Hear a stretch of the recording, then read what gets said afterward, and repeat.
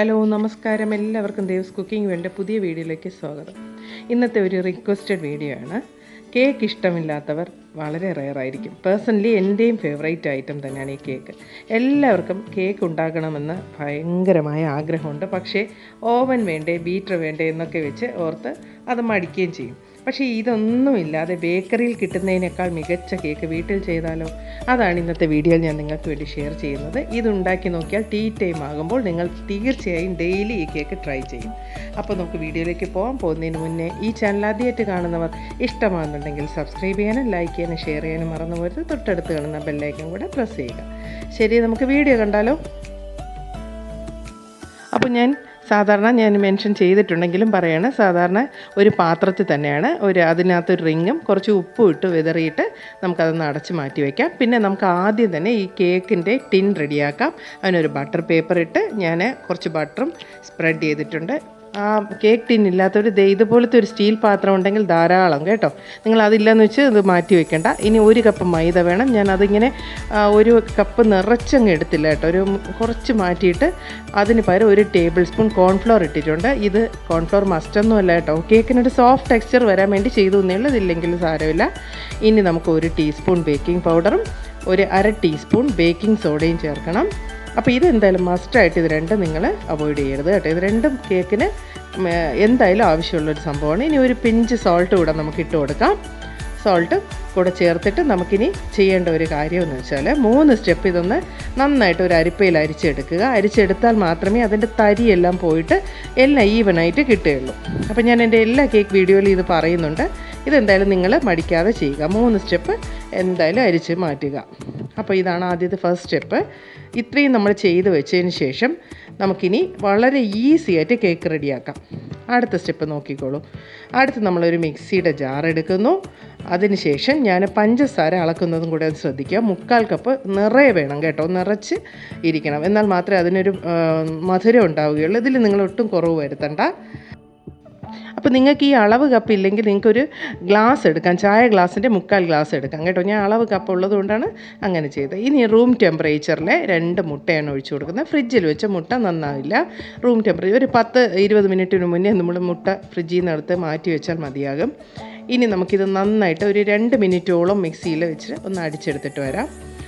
ഇനി ഞാൻ ചേർക്കുന്നത് ഒരു 1/2 കപ്പിന് മേലെ സൺഫ്ലവർ ഓയിലാണ്. 1/2 കപ്പായാലും കുഴപ്പമില്ല കേട്ടോ. ഞാൻ 1/2 കപ്പ് തന്നെയാണ് ഒഴിച്ചത്. കുറച്ച് കൂടിയാലും സാരമില്ല, കുറയാതിരുന്നാൽ മതി. ഇനി ശ്രദ്ധിക്കേണ്ട കാര്യം, 2 ടൈപ്പ് ഓഫ് എസൻസ് ഞാനിവിടെ ചേർക്കുന്നുണ്ട്. ഇത് വളരെ മസ്റ്റായിട്ട് നിങ്ങൾ ചെയ്യുക, വളരെ ടേസ്റ്റാണ്. ഒരടപ്പ് നിറയെ ഞാൻ നമ്മുടെ വാനില എസൻസ് ചേർക്കുന്നു. ഇനി 1/2 ടീസ്പൂൺ പൈനാപ്പിൾ എസൻസ്. ഇതൊരു ഭയങ്കര നല്ല ടേസ്റ്റ് ഫ്ലേവറും കൊടുക്കുന്ന സംഭവമാണ്. ഇത് നിങ്ങൾ എന്തായാലും ചെയ്ത് നോക്കുക കേട്ടോ. അപ്പോൾ നന്നായിട്ട് അടിച്ചെടുത്ത് വന്നിട്ടുണ്ട്. ഇനി നമുക്ക് ഈ വെറ്റ് ഇൻഗ്രീഡിയൻറ്റിൽ ഡ്രൈ ഇൻഗ്രീഡിയൻ്റ് ഒന്ന് ആഡ് ചെയ്ത് കൊടുക്കണം. അതവിടെ ഇരിക്കട്ടെ. ഞാനിനി ഒരു സംഭവം കൂടെ ചേർക്കുന്നുണ്ട്. ഒരു 1/4 കപ്പ് പാല് തിളപ്പിക്കാൻ വെക്കുന്നു. 2 ടേബിൾ സ്പൂൺ ബട്ടറും കൂടെ ഞാൻ ചേർത്ത് കൊടുക്കുന്നുണ്ട്. അതൊരു ലോ ഫ്ലെയിമിൽ വെച്ചിട്ട് നമുക്ക് കേക്ക് മിക്സിങ് ചെയ്യാം. അപ്പം നിങ്ങൾ വിചാരിക്കും തിളച്ച പാൽ എങ്ങനെയാണ് ഒഴിച്ചു കൊടുക്കുന്നതെന്നല്ലേ. കേക്കിൻ്റെ ടെക്സ്ചർ മാറില്ല, പകരം ഭയങ്കര ടേസ്റ്റും ഉണ്ടാവും കേട്ടോ.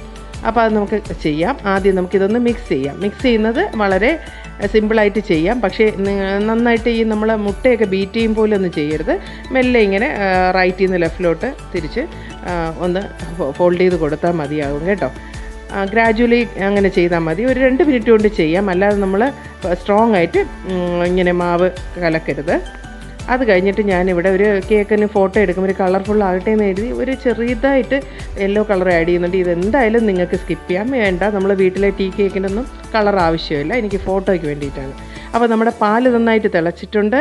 നമുക്ക് അത് ഈ കേക്ക് മിക്സിലോട്ട് ചൂടോടുകൂടി തന്നെ ഒഴിച്ചു കൊടുക്കാം. അതാണ് ഈ കേക്കിൻ്റെ ഒരു സ്പെഷ്യാലിറ്റി. അപ്പോൾ ഇതെന്തായാലും നിങ്ങൾ സ്കിപ്പ് ചെയ്യാതെ ചെയ്യുമല്ലോ അല്ലേ.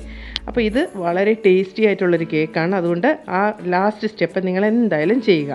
എന്നിട്ട് നമുക്ക് കേക്ക് ടിന്നിലോട്ട് ഇതാണ് അതിൻ്റെ ഒരു കൺസിസ്റ്റൻസി. ഇത്രയും ലൂസായിരിക്കണം കേട്ടോ. ഒരുപാട് കട്ടിയും പാടില്ല, ഒത്തിരി ലൂസാവാൻ പാടില്ല. എന്നിട്ട് നമുക്ക് ഇങ്ങനെ ഒരു സ്പാച്ചില കൊണ്ട് വളരെ പതിയെ ഇങ്ങനെ ഒന്ന് ആക്കി കൊടുക്കുക. അപ്പോൾ എല്ലായിടത്തും ഒരേപോലെ വരും.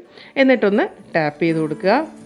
ടാപ്പ് ചെയ്ത് കൊടുത്തിട്ട് പ്രീ ഹീറ്റ് ചെയ്ത് ഇട്ടേക്കണം കേട്ടോ. ആ പാത്രം ഒന്ന് നേരത്തെ ഹീറ്റ് ചെയ്ത് 10 മിനിറ്റെങ്കിലും പ്രീ ഹീറ്റ് ചെയ്യണം. നമ്മൾ മാവ് മിക്സ് ചെയ്യാൻ തുടങ്ങുമ്പോഴേക്കും ഇത് പ്രീ ഹീറ്റ് ചെയ്യുക. എന്നിട്ട് കേക്ക് ഇങ്ങനെ നമ്മൾ മിക്സ് ചെയ്ത് കഴിഞ്ഞാൽ പിന്നെ അധികം നേരം വെച്ചേക്കാൻ പാടില്ല. എന്നിട്ട് അടച്ച് വെച്ച് യൂഷ്വലി ഒരു 25 to 30 മിനിറ്റ്സ് എടുക്കും. എനിക്ക് മിക്കവാറും അരമണിക്കൂറിനകത്ത് റെഡിയാകും. ഇത് നല്ല ഭംഗിയായിട്ട് വന്നിട്ടുണ്ട് കേക്ക്, നല്ല സോഫ്റ്റായിട്ട്. ഉടനെ നമ്മൾ ഈ ബേക്ക് ചെയ്ത് ഉടനെ മുറിക്കരുത് കേട്ടോ. കുറച്ച് സമയം കഴിഞ്ഞ് തണുക്കാനൊക്കെ അനുവദിച്ചിട്ട് മുറിച്ചെടുക്കുക. അപ്പോൾ ഫ്രണ്ട്സ്, ഇത് ബേക്ക് ആകുമ്പോൾ ഉള്ളൊരു ഫ്ലേവർ ഉണ്ടല്ലോ, നമ്മൾ ബേക്കറിയിലൊക്കെ ചെന്ന് നിൽക്കില്ലേ, അതേപോലെ നമുക്ക് നല്ല കൊതി വരും, കഴിച്ചുകൊണ്ടേയിരിക്കും, നിർത്തില്ല. പെട്ടെന്ന് തന്നെ ഒരു കേക്ക് ഫിനിഷ് ആവുകയും ചെയ്യും. അതാണ് ഇതിൻ്റെ ഒരു സ്പെഷ്യാലിറ്റി. ഞാൻ മിക്കവാറും വീട്ടിൽ ട്രൈ ചെയ്യുന്ന ഒരു പെർഫെക്റ്റ് കേക്കാണ്. അപ്പോൾ എന്തായാലും എൻ്റെ ഫ്രണ്ട്സിന് ഇത് ഷെയർ ചെയ്യണമെന്ന് എനിക്ക് തോന്നി. അപ്പോൾ തീർച്ചയായിട്ടും നിങ്ങൾ ഇന്ന് തന്നെ ഈ കേക്ക് ഇനി ഉണ്ടാക്കാൻ അറിയില്ലെന്നാരും പരാതി പറയരുത്. തീർച്ചയായിട്ടും എല്ലാവർക്കും മിക്സിയുടെ ജാർ ഉണ്ടെങ്കിൽ, നിങ്ങൾക്ക് മനസ്സുണ്ടെങ്കിൽ നിങ്ങൾക്ക് തീർച്ചയായിട്ടും ട്രൈ ചെയ്യാവുന്ന ഒരു അടിപൊളി കേക്ക് തന്നെയാണ്. അപ്പോൾ നോക്കിക്കോളൂ, അതിൻ്റെ ആ സോഫ്റ്റ്നെസ് ഞാൻ കാണിച്ചു തരാം കേട്ടോ. അത് നിങ്ങൾക്ക് കാണുമ്പോഴേ അറിയാം. നമ്മൾ ബേക്കറിയിൽ ഒരു പൈനാപ്പിൾ കേക്കിനൊക്കെ എത്ര വിലയാണ് കൊടുക്കുന്നത്. നോക്കൂ അതിൻ്റെ സോഫ്റ്റ് ടെക്സ്ചർ. ഇതിനെ നമുക്ക് ചായയിൽ മുക്കി കഴിച്ചാൽ എന്തായിരിക്കും ഒരു ടേസ്റ്റിൽ, എനിക്ക് വർണ്ണിക്കാൻ വാക്കുകളില്ല. അപ്പോൾ ഇതുപോലുള്ള നല്ല വീഡിയോയ്ക്കായിട്ട് ദേവ്സ് കുക്കിംഗ് വേൾഡ് സബ്സ്ക്രൈബ് ചെയ്യുക. വീണ്ടും നല്ലൊരു എപ്പിസോഡുമായി കാണുമ്പോഴേക്കും stay safe and good bye.